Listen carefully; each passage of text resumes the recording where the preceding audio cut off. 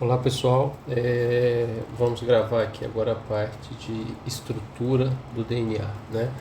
Então fizemos uma primeira videoaula sobre esse assunto, mostrando os experimentos que permitiram identificar o que era o material genético, né? Então agora a gente já descobriu que na maior parte dos organismos o DNA é o material genético, que existem alguns vírus que têm como material genético o RNA. Então agora a gente vai estudar a estrutura do DNA e a estrutura do RNA.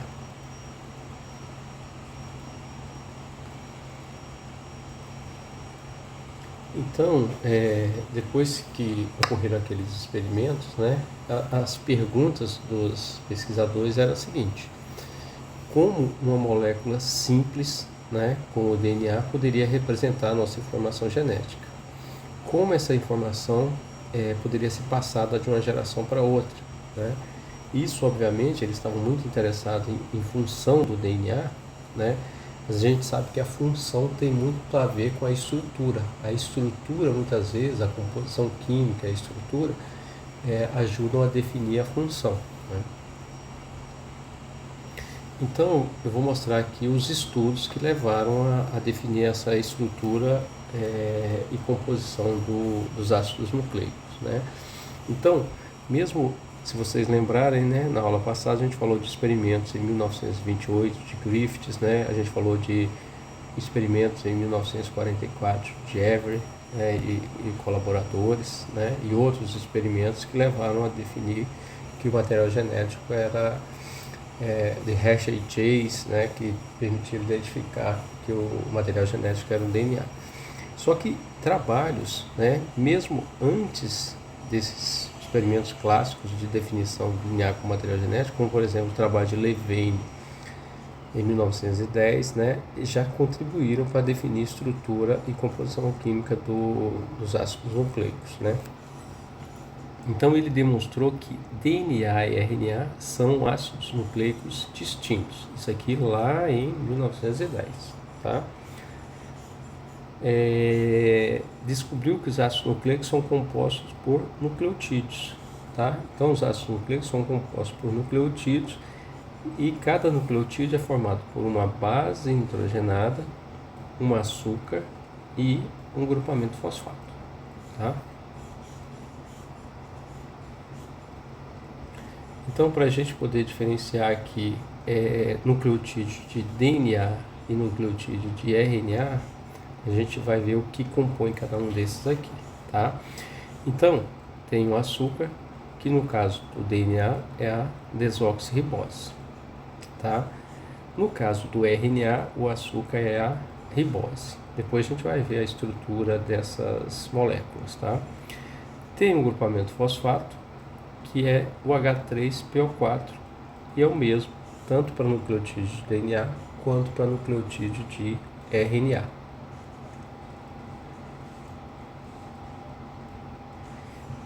A gente tem as bases nitrogenadas, né, que no caso do DNA é a citosina e a timina, elas são pirimidinas, e adenina e guanina, que são as purinas. No caso dos nucleotídeos de RNA, as pirimidinas são citosina e uracila. Veja que é diferente. Aqui é timina, né, no DNA, e é uracil ou uracila no RNA. E as purinas são as mesmas, adenina e guanina, tá? Então essas aqui são as diferenças de nucleotídeos de DNA e nucleotídeos de RNA.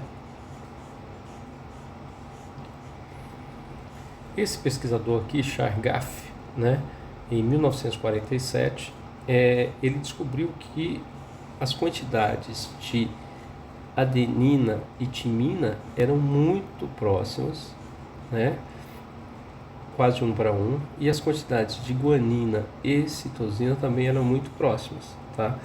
E isso levou ao Erwin Chargaff, né, a propor que a adenina estava pareada com a timina e que a citosina estava pareada com a guanina. Atualmente, né, a gente sabe que a adenina está pareada com a timina com 2 pontes de hidrogênio e a citosina está pareada com a guanina com 3 pontos de hidrogênio, né? Para quem é mais antigo, a gente costuma falar que A está pareado com T, então a gente falava Agnaldo Timóteo, que é um cantor antigo, tá? Opa, Agnaldo aqui e Timóteo aqui, tá? E a guanina está pareado com a citosina com 3 pontos de hidrogênio, a gente falava Gal Costa, que é uma outra cantora famosa, né? Ambos já falecidos. Vocês que são alunos novos talvez não conheçam esses artistas, né? Talvez não vão ter essa facilidade de usar essas estratégias para fixar esses conteúdos. Tentem arrumar algum cantor novo aí, um artista novo para fazer essa relação. Então, imagine o seguinte: se a gente tiver, usando essa regra de Chargaff, né? Se a gente tiver 30% de adenina, a gente viu que a adenina pareia com timina, não é isso? Com 2 pontos de hidrogênio, e a guanina parece com a citosina com 3 pontos de hidrogênio. Se está afirmando aqui que tem 30% de adenina, eu vou ter também 30% de timina. 30 mais 30, 60%. Então sobra 40%, né, aqui para guanina e citosina, tá? Então a gente vai ter 20% de guanina e 20% de citosina, tá? Então, ó, Agnaldo Timóteo Gal Costa.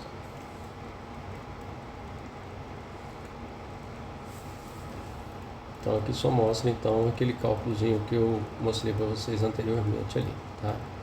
Então aqui a gente está fazendo o que, pessoal? A gente está usando a regra de Chargaff, né? Para eu tendo o número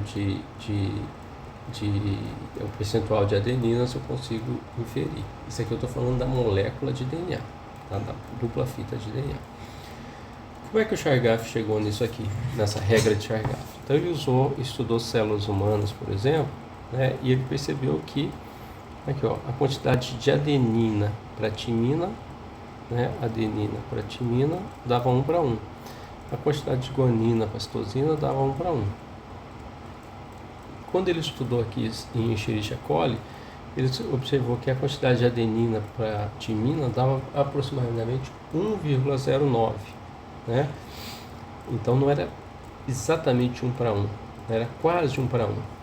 E a quantidade de guanina e para citosina era 0,99, também praticamente, né, quase 1 para 1.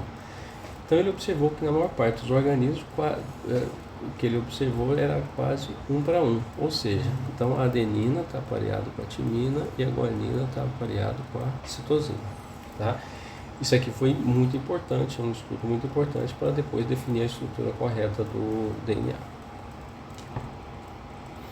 Outros pesquisadores importantes, né, foram a Rosalind Franklin, que morreu muito jovem, né, e o Maurice Wilkins. Esse pessoal aqui era um pessoal mais da física, né, e eles faziam estudos de difração de raio-x, né, observando a molécula de DNA.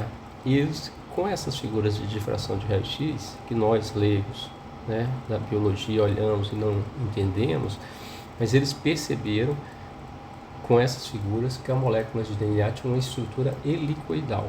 Isso ajudou muito depois o Watson e Crick juntar todas as informações de Chargaff, de Rosalind Franklin, de Maurice Wilkins e de outros e proporem a estrutura correta do DNA. Então, em 1953, né, Watson e Crick, né, eles propuseram a estrutura correta do DNA. Isso aqui é a estrutura metálica, eles fizeram como se fosse uma serralharia, né, montaram essa estrutura do DNA como um modelo para explicar para as pessoas. Eles utilizaram informações de N pesquisadores, né, desde o início do século passado para chegarem nessa estrutura correta do DNA. Eles também têm muito méritos, né? Mas todos os outros que fizeram trabalhos antes deles também têm muito mérito definição da estrutura correta do DNA. E como é que é essa estrutura correta do DNA? Né? Esse modelo de Watson e Crick de 1953, que é famosíssimo, né? O DNA é uma molécula, é uma hélice dupla helicoidal. Uma dupla hélice helicoidal. Olha os princípios lá de Rosalind Franklin, Maurice Wilkins sendo usados aqui, os princípios da difração de raio-x. O enrolamento da hélice é para a direita. Os longos filamentos externos, relativamente rígidos, são constituídos de fósforo e açúcar. E a ligação que ocorre aqui é a chamada ligação fosfodiéster. Essa é uma ligação mais forte, que está na parte externa.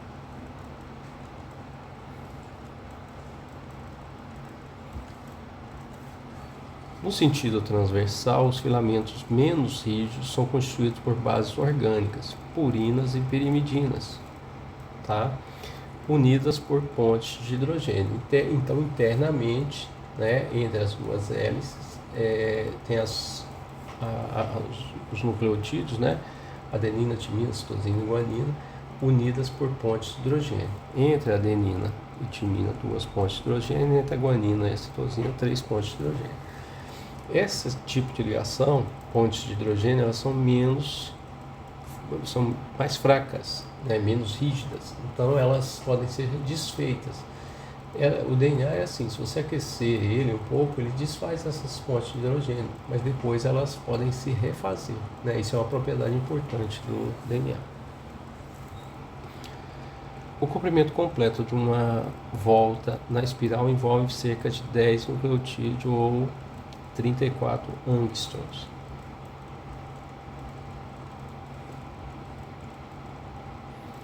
Na molécula bifilamentar, o segmento está orientado no sentido 5', 3', né? Vou representar ela aqui não helicoidal, gente. Aqui, ó, 5', 3', e a outra fita está aqui no sentido 3', 5', tá? Então, isso aqui a gente vai ver direitinho. Isso aqui tem uma propriedade muito importante no processo de replicação, no processo de transcrição do DNA. Então, mais adiante, nós vamos entender o que é essa questão de 5', 3', 5'. O diâmetro da dupla hélice é 20 angstrom, fato que levou Watson e Crick a estabelecer que as purinas e pirimidinas estão pareadas no interior da célula, tá? Então, tem diferenças aqui, né? De número de anéis, né? Um grupo tem um anel, outro tem 2 anéis, e eles viram que então o pareamento, para dar o que eles observavam em microscopia, nos estudos do pessoal da física, né? Era uma purina pareada com uma pirimidina, um que tinha um anel pareada, um que tinha 2 anéis pareado com um que tinha um anel só. O pareamento é feito por pontes de hidrogênio, né? Onde a adenina pareada com timina, a citosina pareada com guanina. Para ficar certinho, a gente pode botar mais uma ponte de hidrogênio aqui. Então aqui a gente já começando a ver figuras ilustrativas da estrutura do DNA, uma molécula bifilamentar, né? Lembra que essa aqui está 5 linhas, se a gente acompanhar ela aqui, ó, no outro ela está 3 linhas. Essa aqui começa aqui 5 linhas e vai ir para 3 linhas, então elas são antiparalelas. Nessa parte externa aqui, a gente tem o que a gente chama de ligações mais fortes, as ligações fosfodiéster. Nessa parte interna aqui, a gente tem as pontes de hidrogênio. Aqui, ó, citosina com 3 pontos de hidrogênio com a guanina, adenina com 2 pontos de hidrogênio com a timina. E aqui aquelas dimensões de 34 angstrom que eles observaram lá.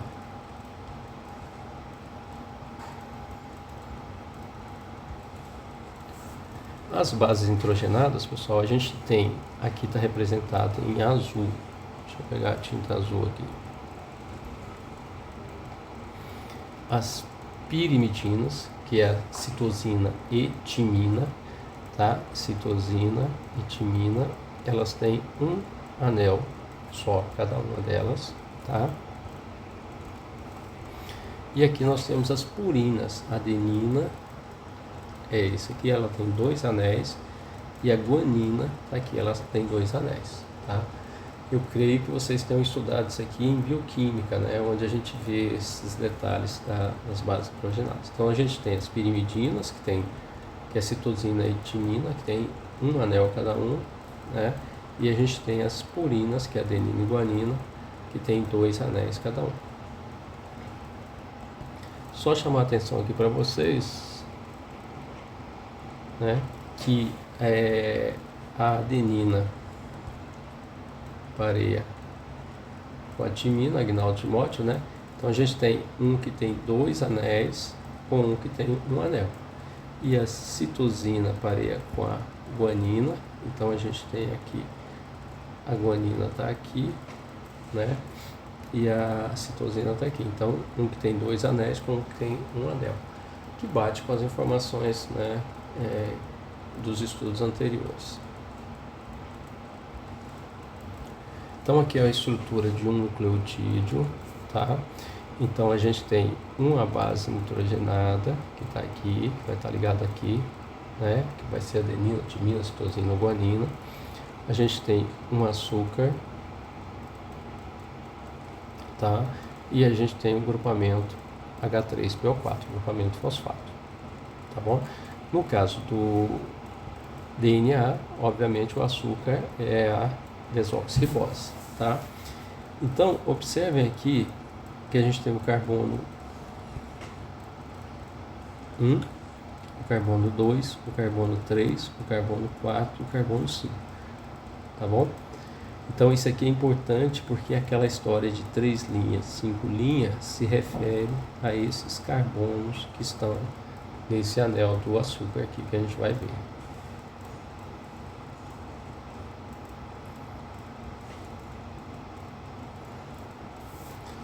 Então, se a gente observar aqui, ó,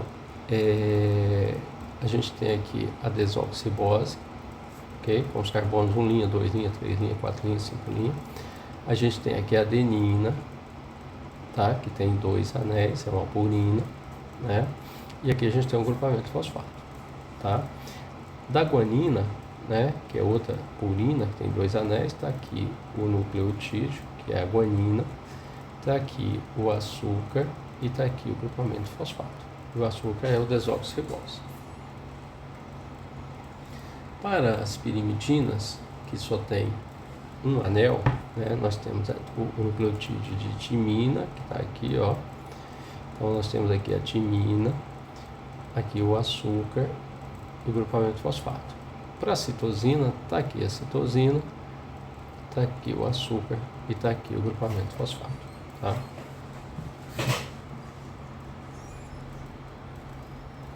Agora vamos tentar entender essa questão da orientação 3 linhas, 5 linhas, né? Que é o que a gente diz que a molécula DNA é uma dupla hélice antiparalela. Então observe que essa fita aqui está 3 linhas nesse sentido e 5 aqui, né? Aqui está 5, aqui está 3, né? Mas por que ocorre isso aí, né? Então se a gente observar, está aqui o carbono 1 linha, 2 linha, 3 linha. O 3 linha está ligado no posterior aqui e o 5 linha no anterior, tá? Então por isso que ocorre essa orientação, né? Um grupamento fosfato liga no 3, o anterior liga no 5.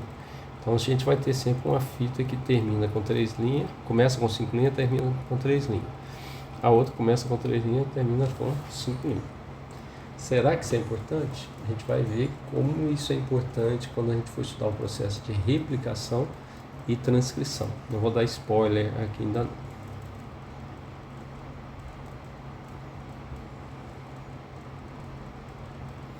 Aqui ilustrando, pessoal, que aquela parte externa tem uma ligação mais forte, que é a ligação fósforo-diéster, que é entre os grupamentos fosfato, tá? Aquela parte externa mais rígida na molécula de DNA. Aqueles experimentos que permitiram identificar que eu tenho uma purina ligada com a pirimidina, não 2 purinas ou 2 pirimidinas, né? Então, se fossem 2 pirimidinas ligadas, né, que tem um anel só cada uma, ficaria muito fino perto das figuras que os pesquisadores estavam enxergando nos estudos anteriores. Se fossem duas purinas, que tem dois anel cada um, ficaria muito espesso. Então eles chegaram à conclusão que o modelo correto era uma purina ligada com uma pirimidina, uma com dois anéis ligados com um anel. E obviamente o estudo do pessoal da física depois se complementava, né, naquele mesmo momento se complementava com os estudos do pessoal da química, que observava que tinha uma proporção quase de 1:1 de adenina com timina e de citosina com guanina.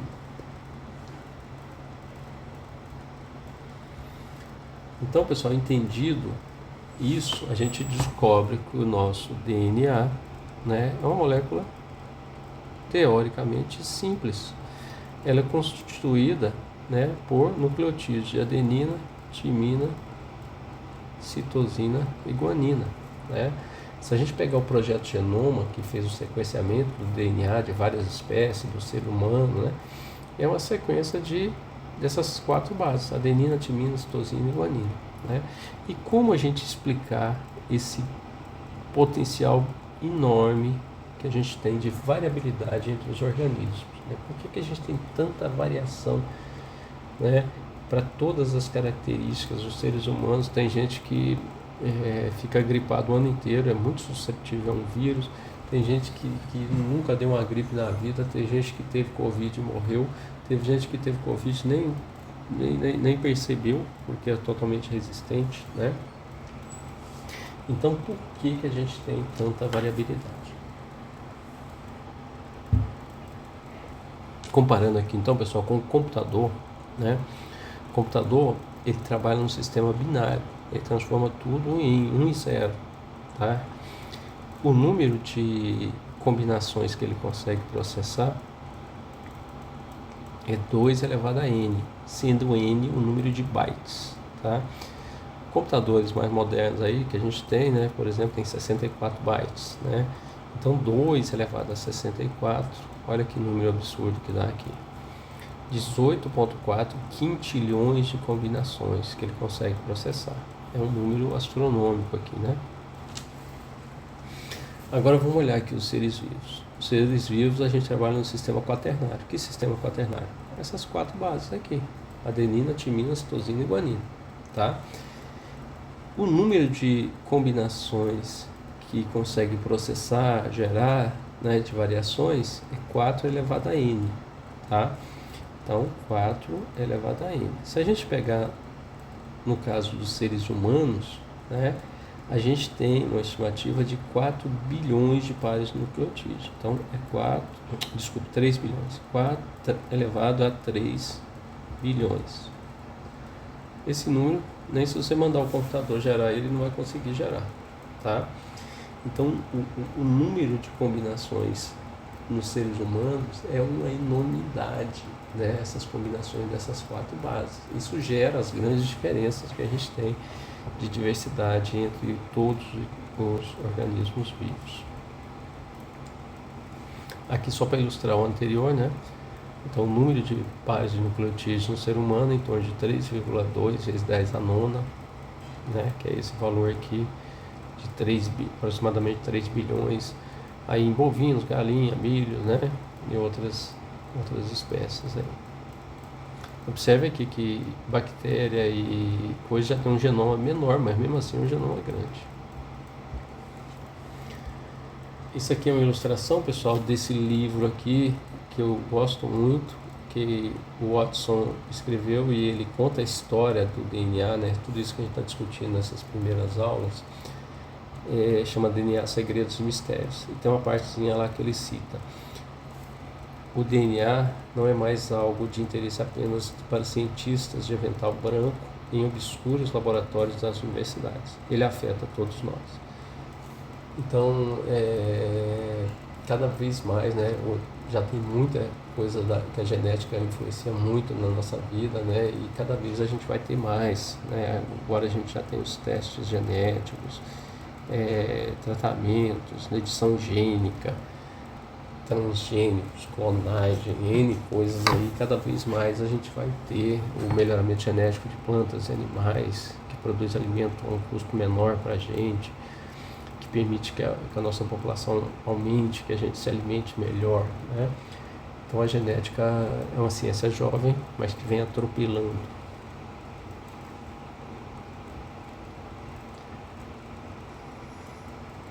Seguindo aqui, pessoal, agora vamos ver a estrutura e composição química do RNA, né? Como o RNA também pode ser, né, o material genético em alguns vírus. Vamos discutir o RNA, e o RNA também é muito importante no processo de expressão gênica, que a gente vai discutir bastante nessa disciplina, tá? Deixa eu apagar aqui. Então, o RNA é o ácido ribonucleico, tá? Ele é encontrado tanto no núcleo quanto no citoplasma, né? Porque ele é sintetizado a partir do DNA no núcleo de eucariotos. Ele é processado, ele vai para o citoplasma, onde ele vai exercer função no processo de expressão gênica, né? Ele pode ser um material genético em alguns vírus, né? Ele é uma molécula unifilamentar de nucleotídeos, tá?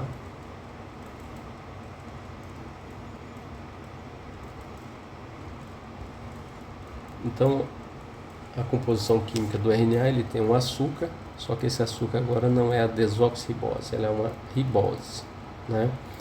Ele tem um grupamento H3PO4 e ele tem as bases nitrogenadas. As pirimidinas do RNA é citosina e uracil, ou uracila. Então percebam que ele não tem timina, ele tem a uracila no lugar da timina. E as purinas são as mesmas, adenina e guanina. Então aqui está a representação de uma uracila, tá? Que é o que diferencia DNA de RNA. Se tem uracila é RNA, não é DNA, tá? Existem vários tipos de RNAs. Os 3 mais comuns são os que participam do processo de expressão gênica, mas temos hoje em dia estudos com muitos microRNAs que são muito importantes no processo de regulação da expressão gênica, né? Mas nessa disciplina, que é uma disciplina mais básica, a gente procura entender melhor esses 3 RNAs, que são os principais tRNAs que participam, principais RNAs, não tRNAs, né? tRNA é um deles, que participa do processo de expressão gênica, tá? O primeiro deles, então, é o RNA mensageiro, tá? Então, ele faz a transcrição da informação genética contida no DNA. A informação do DNA passa para o RNA, né? Depois ele é conduzido até os sítios ribossômicos, né? E ele forma o códon, aquela trincazinha de 3 nucleotídeos, trinca de 3, né? Ótimo. É a trinca de nucleotídeos adjacentes no mRNA, a gente chama de códon. O RNA transportador, ele conduz os aminoácidos requeridos, né, lá no citoplasma para a síntese proteica, tá? Existe pelo menos um tRNA para cada um dos aminoácidos. Ele tem essa estrutura secundária em forma de trevo, tá? E ele forma os anticódons, né? Então aqui está o tRNA, aqui é o anticódon dele, o AC, aqui é o códon do RNA, que é o AUG. Então perceba, o AC é complementar ao AUG, e ele está levando, linkado nele, o aminoácido que metionina, tá? Então a gente vai ver com detalhes isso aqui quando a gente for estudar o processo de tradução e ver a importância do RNA transportador ou tRNA.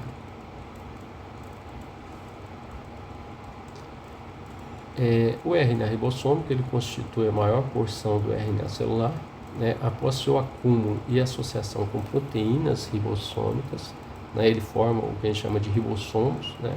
São transportados para o citoplasma, formando o ribossomo, e participam ativamente na síntese proteica. É como se fossem essas 2 bolas juntas aqui, tá? A gente vai falar com muito detalhe disso. Pois bem, agora que a gente viu a composição química do DNA e do RNA, vamos ver como é que isso está lá no núcleo da célula, né? Então, o DNA, ele é uma molécula muito fina, né? Vocês viram que as fibras são extremamente finas, né? Só que ele é muito longo. Então, se a gente pegar aqui uma célula humana, ela tem em torno de 2 metros de DNA. Se a gente esticasse o DNA de todos os cromossomos daria em torno de 2 metros, né? E isso tem que estar no núcleo da célula, que é uma estrutura ínfima, muito pequena. Então, esse DNA, a estratégia dele para estar nesse núcleo da célula é estar bem compactado, tá? Se a gente pegar um barbante fino e tentar enrolar ele sozinho, né, fica difícil da gente compactar ele numa bolinha muito pequenininha. Se a gente tiver algo para enrolar esse fio fininho, como se fosse assim um pedacinho de pau, uma bolinha, fica mais fácil de novelar isso e deixar ele bem compactadinho, né? É mais ou menos isso que acontece. Então esse DNA está envolto em proteínas, tá? E isso permite que ele fique muito, muito compactado e esteja aqui dentro da célula, nesse núcleo tão pequenininho. Então tem uma estimativa aqui, pessoal, que se pegar o DNA de todas as células de um único indivíduo e esticar, né, tendo essa estimativa de 2 metros por células e infinitas células que a gente tem, daria para a distância da Terra e da Lua 8.000 vezes. Vocês veem como é que é longa essa molécula. Pois bem, então vamos ver quais são os níveis de organização, que vão desde a dupla hélice até o cromossomo metafásico. Então, quando a gente faz uma preparação de citogenética, a gente vai fazer uma aula prática disso, né?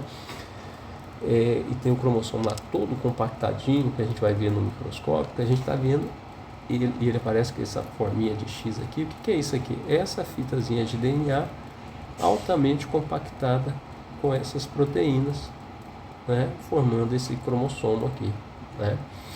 Então aqui a cromatina, deixa eu apagar aqui para não confundir vocês. A cromatina, né, é essa dupla hélice aqui, né, complexada com várias proteínas, né? E a gente tem, isso aí tem uma dimensão, né, de 10 nanômetros, tá? A gente tem a heterocromatina, que é aquela que permanece constantemente condensada e que tem pouca atividade de expressão gênica, e a gente tem a eucromatina, que é aquela que vai estar descondensada ou pode se descondensar e expressar os genes que estão naquela região.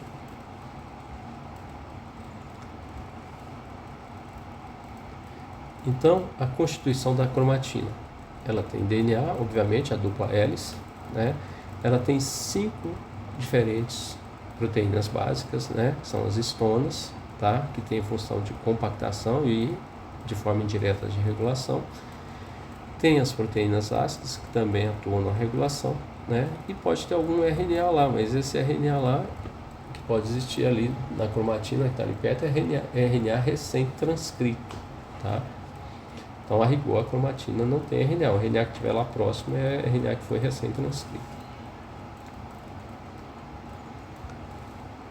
Então, da dupla hélice, a fibra de DNA, a gente vai para um nível mais compactado, chamado nucleosoma, né? Que é um segmento de 146 pares de base, né? De nucleotídeos, envolvendo um octâmero de histona. A gente chama isso de primeiro nível estrutural da cromatina, e a fibra que agora já passa para 11 nanômetros. Perceba que ela vai ficando mais espessa. A gente partiu aqui de uma fibra de 10 nanômetros. Essa aqui já foi para 11, tá? Esses nucleosomas, eles começam a se condensar mais e formam uma estrutura mais condensada, chamada solenoide. É a associação de 6 nucleosomas. Percebam que a fibra agora já passou para 30 nanômetros, tá? E esse negócio vai compactando, enrolando mais ainda, até chegar no cromossomo, né? Perceba que a gente começou lá com uma fibra de 10 nanômetros, depois 11, depois 30, e agora a gente está aqui em 1400 nanômetros. É muito maior, mais espesso, é muito mais compactado. Esse é o cromossomo que a gente consegue visualizar nas aulas de citogenética, que a gente vai fazer uma aula no nosso laboratório para ver nos microscópios os cromossomos, tá? Então, quando a gente vê lá, é essa imagem que a gente vê, né? O que é isso aqui? Isso aqui é dupla fita de DNA enrolado com proteína e muito compactado aqui. tá? E isso compõe o que a gente chama de cromossomos. Então, os cromossomos, né?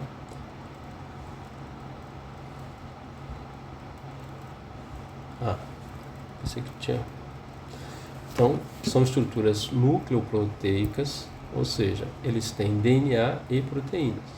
Eles são microscopicamente observáveis na divisão celular, né? Na metáfise, principalmente, que ele está mais compactado.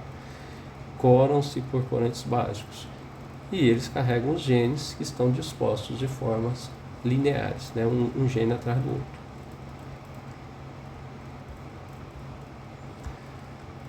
Propriedades dos cromossomos, né? Se autorreproduzem durante as divisões celulares, conservando suas propriedades morfológicas e fisiológicas, né? Então, durante o processo de replicação, é o próximo assunto que a gente vai discutir, replicação do DNA. São entidades permanentes do núcleo, tá? O DNA não sai do núcleo, né? Mas a tradução ocorre no citoplasma, por isso que a gente tem um processo de transcrição que DNA forma RNA, e é o RNA que vai sair do núcleo, né? Vamos pensar que isso aqui está no núcleo, sair do núcleo para ocorrer o processo de tradução. Tá?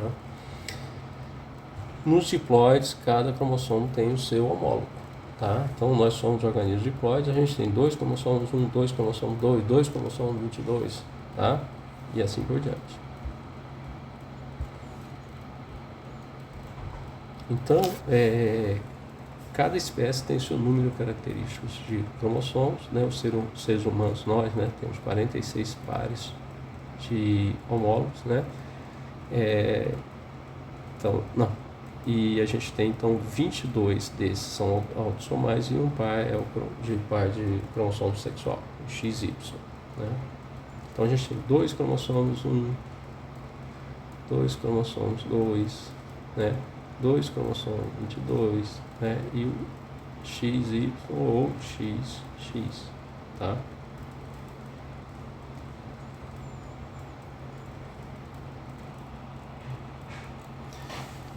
Sim, então os cromossomos, eles têm o que a gente chama de cromátides irmãs. São cromossomos iguais em morfologia e conteúdos de genes, né? E permanecem unidos pelo centrômero, pela região centromérica durante a divisão celular. Tá? Os cromossomos podem ser classificados, isso aqui na parte de citogenética, em disciplinas de citogenética, acho que na genética geral 1 vocês vêem um pouco disso, né? Que a gente pode classificar eles como metacentro, né? Quando o centrômero está na região intermediária, na posição intermediária, né? Pode ser submetacêntrico, o centrômero pouco deslocado da posição mediana. Pode ser acrocêntrico, centrômero próximo dessa extremidade. E quando o centrômero está nas extremidades mesmo, ele chama de telocêntrico. Isso aqui, pessoal, pode ter uma pequena variação de acordo com o grupo de pesquisa. Eu sei que o pessoal de humanos chama de um jeito, o pessoal de peixe chama de outro, né? Tem uma pequena diferença aqui. Aqui a ilustração de um cromossomo, então, né? Mostrando, então, aqui seria, cada um dessas aqui seriam as cromátides irmãs, estão unidas aqui pelo centrômero, né? E aqui, os cromossomos, a composição do centrômero mais na região mediana, tá vendo aqui o metacentro, submetacentro, acrocentro e o telocentro, né? São aquelas classificações em função da posição do centrômero. Cada espécie tem o seu número característico de cromossomo, né? Isso aqui é uma ilustração do programa GBOL, né? Então lá a gente pode pesquisar, né? Eu quero saber lá da abóbora. A abóbora tem 40 cromossomos. Eu quero saber do hamster. Então ele tem 44 cromossomos, tá? E assim por diante. Então, seres humanos e outros, vocês podem pesquisar. A gente vai ter aulas práticas usando o GBOL, a gente vai ver isso. Então eu gosto dessa figura aqui, pessoal, que ela começa aqui na dupla hélice DNA e ela vai mostrando aqui os níveis de compactação, né? Até chegar no cromossomo metafásico, tá? E para finalizar essa imagem aqui, para a gente ter uma noção do todo, né? Então a gente começa aqui com a dupla fita de DNA, né? Então está ilustrando aqui o que está em azul seria o gene, tá vendo aqui, ó? Então, gene é a região que vai ser, vai produzir um RNA funcional. Essas regiões em amarelo seriam regiões que não codificantes, vamos chamar assim, né? Isso está no núcleo da célula compactado na forma de cromossomos, né? Cada núcleo de células tá aqui, ó, compondo células que podem compor os nossos tecidos, os nossos órgãos, todos aqui, vai compor o indivíduo aqui, o ser humano, tá? Então, espero que vocês tenham entendido. Na aula presencial a gente vai discutir melhor tudo isso aí, tá bom?